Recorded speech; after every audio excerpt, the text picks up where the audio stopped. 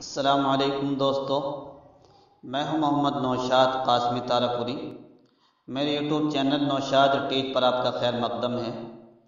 اگر آپ نے ابھی ہمارے یوٹیوب چینل کو سبسکرائب نہیں کیا تو بہت جلد کر لیں، کیونکہ آپ کو اردو سے متعلق بہت اچھے سبق آپ کو پہنچنے والے ہیں اور آگے چل کر انشاءاللہ آپ اردو گرامر سیکھنے والے ہیں۔ آئیے بچوں سبق شروع کرتے ہیں۔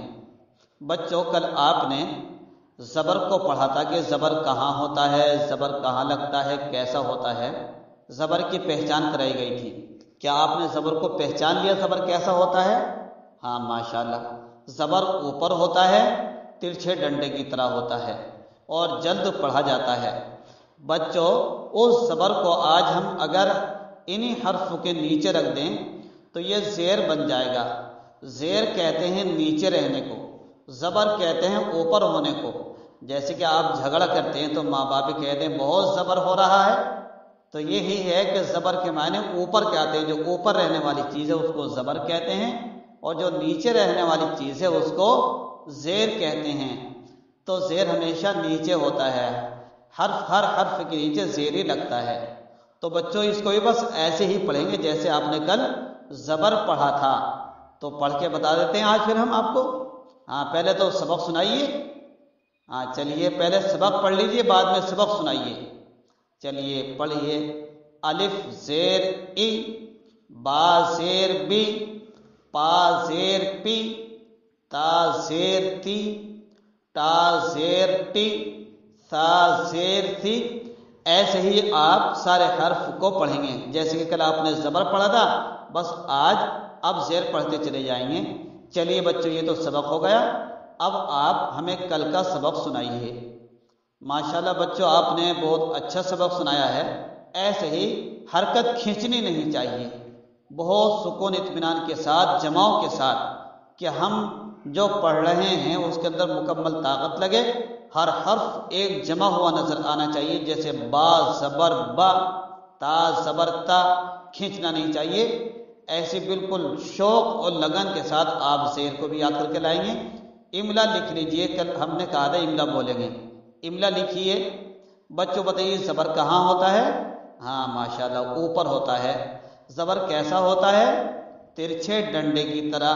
چلیے ماشاءاللہ آپ لکھیے۔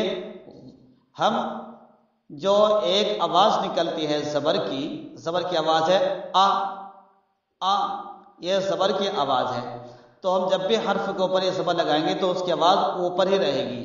جیسے ص، را، تو آپ حرف کی آواز کو پہچانیں جو ہم حرف کہہ رہے ہیں۔ جیسے ہم نے کہا را، ڑا، خا، تا، دا، تو یہ حرف کی آواز ہے۔ جیسے کہ تم سب کی الگ الگ آوازیں ہوتی ہیں، کوئی اگر دیوار کے پیچھے سے کوئی زور سے بولے تو جو جاننے والا ہے، پہچاننے والا ہے، اس کو آواز سے پہچان لیتا ہے کہ فلاں آدمی بول رہا ہے۔ ایسے یہ حرف ہیں جو ایک خاندان کے الف سے لے کر یا تک، ان حرف کی ہر ایک کی الگ الگ آواز ہے۔ جیسے آ، دیکھیں کی آواز ہے؟ الف کی، اور حمزہ کی بھی یہی آواز ہے۔ با، یہ با کی آواز آ گئی اور زبر پڑا ہے۔ پا، یہ پا کی آواز ہے اور زبر کی آواز ہے۔ اگر ہم اس کو کہتے ہیں بی، تو با کی تو آواز ہے لیکن یہ زیر کی آواز نکل کر آئی، جو نیچے کو گری ہے یہ زیر کی آواز ہے۔ یہ آپ کل یاد کر کے لائیں گے۔ تو حرف کو آواز سے پہچاننا ہے۔ اب آگے چل کر ہم جب املا بولیں گے تو ہم بولیں گے کہ وہ آدمی گھر گیا۔ تو جو ہم نے کہا وہ آدمی گھر گیا، تو ہم نے واو بولا، ہا بولا، الف مد زبر آ بولا، دال بولا، میم یا بولا، آدمی گھر گیا۔ تو یہ جو ہم نے سینٹینس بولا یہ آواز سے حرف کے پہچاننا ہے۔ جب آپ آگے بڑھیں گے تو انشاءاللہ آپ خود بخود پہچانیں گے۔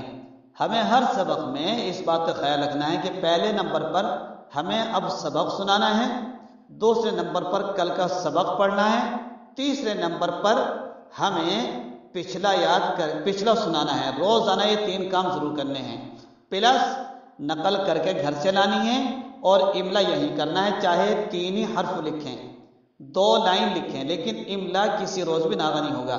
یہ 5 کام اگر آپ کرو گے تو زبان کا سیکھنا آپ کو بہت آسان ہو جائے گا، زبان بہت جلدی آ جائے گی۔ نمبر 1 پر کیا کام ہے؟ پہلے نمبر پر سبق سنانا ہے، दूसरे नंबर पर सबक को कल का जो सबक होने वाला वो पढ़ना है। तीसरे नंबर पर जो हमने कल सबक पढ़ा था, परसों पढ़ा, तरसों पढ़ा, जहाँ तक हमारी किताब आ गई वहाँ से कहीं से भी रिवीजन यानी कि आमोख्ता सुनाना है। पढ़ा हुआ सबक को आमोख्ता कहते हैं, इंग्लिश में इसको रिवीजन कह देते हैं, तो वो सुनाना है। चौथे नंबर पर हमें नकल करके घर से लानी है। पाँचवें नंबर पर इमला करना है। ये पांचों काम हर सबक में होने जैसे कि आपने अब तक किए हैं। आज हमने इनकी तरतीब बता दी, अब इसी तरतीब से काम होया करेगा। बच्चों इमला लिखिए, नकल तो आप करके लाए हैं माशाल्लाह। जो हमारा 5वां और आखिरी काम रह गया वो लिखिए। जैसे लिखिए तो, ज़, आ, ख, चा, हा, या, ता। चलिए बच्चों अब अपना नाम लिखिए और कापी जमा कर दीजिए। हाँ माशाल्लाह बच्चों आपने कापी दिखाई, बहुत अच्छा लिखा है। ऐसे ही आपको इमला करना है, रोजाना इमला करना है, मश्क करनी है। अब जो हमने एक काम और बताया था आपको कि जो लफ्ज जबान से पढ़ना है उसको बंद सुनाते वक्त उंगली के इशारे से उसको लिखना भी है। आप जबर के ऊपर और जेर के ऊपर उंगली के इशारे से आप बनाइए फजा के अंदर जबर कहाँ होता है, जेर कहाँ होता है। बच्चों आज आपने जेर की पहचान को पढ़ाया कि जेर वाला सबक जेर कहाँ होता है, इसको आप कल याद करके लाएंगे।